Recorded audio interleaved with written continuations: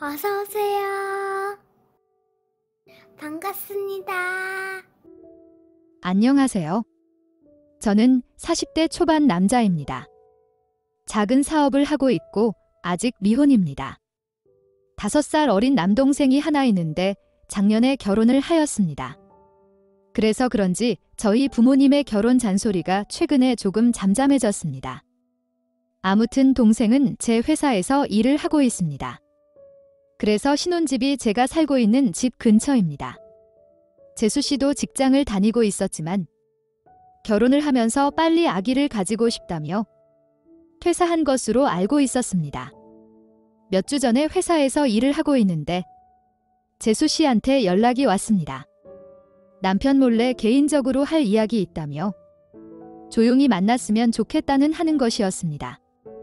동생과 다투거나 고민이 있는 것 같아서 만난 음식을 살 테니 먹고 싶은 메뉴를 결정해서 약속 장소를 정하라고 하였고 그렇게 만났습니다. 식사도 맛있게 하고 일상적인 이런저런 이야기도 하였습니다. 너무 일상적인 이야기들 뿐이어서 할 이야기가 뭐냐고 제가 물었더니 한참을 주저하다가 돈을 좀 빌려주면 안 되냐고 하는 것이었습니다. 왜 그러냐고 물었더니 맞벌이 하다가 외벌이가 되면서 소득은 줄었더니 예전 기준으로 붙던 적금들이 있어서 생활비가 구멍이 나고 그렇다고 적금 해지를 하자니 몇 년 동안 유지한 것이고 곧 만기가 돼서 아깝다는 것이었습니다. 너무나 이해가 되고 적금이 만기되면 갚는다고 해서 별다른 의심 없이 빌려주었습니다. 그 후로도 동일한 이유로 매달 빌려갔고 어느 날 은행 계좌를 정리하다 보니 제일 처음 빌려준 이후로 10개월이라는 시간이 지났습니다. 적금 타면 갚는다고 했으니 언제 갚을 거냐고 재수 씨에게 묻는 것이 너무 닥달하는 것 같고 아주버님으로서 너무 속 좁아 보이는 것 같아서 그냥 넘어갔습니다.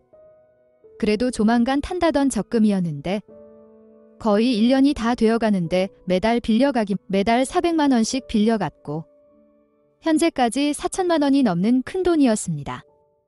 그때쯤에 어머니 생신이어서 다 같이 식사를 하였습니다. 그러면서 용돈 및 선물을 드렸는데 동생네가 가져온 선물이 조금 과한 것 같았습니다. 그래서 제가 요즘 맞벌이 하다가 외벌이 하면서 힘들다면서 좋은 선물 해드리는 것도 좋지만 너무 무리는 하지 말라고 하였습니다. 그랬더니 동생은 전혀 안 힘들다면서 그전보다 저축은 줄은 것은 사실이지만 형이 월급을 올려준 것도 있고 아직 애도 없어서 괜찮다는 것이었습니다. 재수 씨는 고개를 숙인 채 아무 말도 못하고 있었고 저도 상황이 상황인지라 더 이상 별말을 하지 않고 그날은 그냥 넘어갔습니다. 다음날 재수 씨에게서 연락이 왔고 제 집으로 찾아왔습니다. 본인도 해명을 해야겠다고 생각이 들었겠지만 저도 돈을 빌려간 이유를 알고 싶었습니다. 도대체 왜 남편인 제 동생도 모르게 한두 푼도 아닌 4천만 원이 넘은 큰 돈을 빌려갔는지 궁금했습니다. 일을 다니다가 집에 혼자 있으니 심심했고 동네 맘카페에서 또래 친구들을 만났고 심심풀이로 점 100원 고스톱을 쳤는데 돈을 땄고 잃었고 등등 말을 하는데 결론은 도박을 해서 돈을 많이 잃었다는 것이었습니다. 본인의 퇴직금 및 가지고 있던 돈은 이미 다 잃었고 복구하고 싶은 마음에 고스톱을 칠 돈을 저한테 빌렸고 역시나 그것도 매번 잃었던 것이었습니다. 그러면서 딸 때는 제법 딴다면서 이길 것 같으면서도 자꾸 돈을 잃는다는 것이었습니다.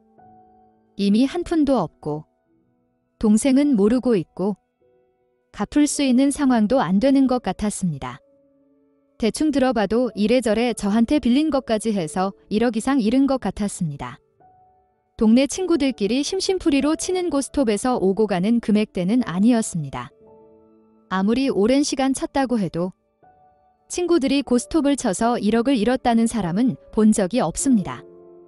절대 다시 딸 수 없고 빌려간 돈은 동생 결혼 선물이라고 생각하고 안 받을 테니 다시 그 모임 사람들과 만나지도 말고 고스톱도 치지 말라고 하였습니다. 그렇게 저와 각서까지 쓰고 지장도 찍었습니다. 하지만 얼마 지나지 않아서 동생에게 재수 씨가 도박에 빠진 것 같다는 이야기를 듣게 되었고 지난 각서를 들고 재수 씨를 찾아갔습니다. 동생에게 이야기를 듣고 온 것이라 눈치를 챘는지 이런저런 변명을 늘어놓는데 이미 중독이 될 대로 된 것 같았습니다. 그러면서 돈을 좀 빌려주면 안 되냐고 묻는 것이었습니다. 지난번도 안 갚았는데 어떻게 더 빌려주냐고 하였더니 안 갚아도 된다고 하지 않았냐고 역으로 저한테 묻는 것이었습니다. 다시는 그 모임 사람들과 만나지도 않고 도박을 안 한다는 조건으로 안 갚아도 된다고 한 것인데 재수 씨가 도박을 하시면서 각서를 깼으니 당연히 돈을 갚아야 된다고 하였습니다. 땡전 한 푼 없다며 가진 거라고는 몸밖에 없다는 식으로 말을 하길래 그러면 그 몸을 가져가겠다고 하며 강제로 끌고 나왔습니다. 재수 씨는 당황하면서 아주버님 그래도 이건 아니죠 라고 하며 끌려 나와 제 차에 탔습니다. 그리고 운전을 하고 있는데 계속 그냥 다시 돌아가자고 하는 것이었습니다. 몸으로 때울 수 있게 해드릴 테니 최선을 다해서 몸으로 해결하라고 하였습니다. 재수 씨는 체념한 듯 조용히 창밖만 바라보았습니다. 저희 부모님 집으로 데리고 갔고 앞으로 매일매일 여기로 와서 청소하고 빨래하고 식사 준비하라고 하였습니다. 그러면 하루에 10만 원씩 빚을 없애준다고 하였습니다. 그리고 대충대충 하거나 다 빚을 갚기 전에 그만두면 4천만 원 빚을 다시 원상복구된다고 하였습니다. 단 임신을 하면 집안일로 갚은 기간을 유예해 준다고 하였습니다. 재수 씨는 어이가 없다며 싫다고 하였고 그러면 회사 식당 아줌마로 들어와서 일을 하고 월급을 받아서 갚으라고 하였습니다. 아니면 알아서 일을 구해서 갚으라고 하였습니다. 제 동생에게 이야기하겠다고 하자 이미 동생과 다 합의를 하고 내린 결론이니 마음대로 하라고 하였습니다. 재수 씨는 동생에게 전화를 걸었지만 동생은 형한테 빌린 돈 다 안 갚고 도박도 못 끊으면 이혼할 수밖에 없다며 전화를 끊어버렸습니다. 결국 다음 주부터 재수 씨는 매일 부모님 집으로 출근해서 청소 및 빨래를 하고 새끼 식사를 다 준비해드리고 나서야 퇴근을 하였습니다. 그리고 현재 동생한테 들은 바로는 경제권을 압수하는 등 나름 정리를 하였고 도박도 아직까지는 잘 참고 있는 것 같다고 하였습니다. 그러면서 4천만 원은 어떻게든 모아서 갚겠다며 미안하다고 하길래 현재 재수 씨가 매일매일 본가에서 일하면서 잘 갚고 있으니 너는 안 갚아도 된다고 하였습니다. 제 입장에서는 나름 큰 돈을 잃었지만 잘 마무리되는 것 같아서 다행입니다. 오늘의 사연은 여기까지입니다. 구독과 좋아요, 알림 설정 부탁드립니다. 긴 글을 읽어주셔서 감사합니다. 구독과 좋아요 꾹꾹 눌러주세요. 꾹꾹. 알림 설정도 꾹꾹 눌러주세요.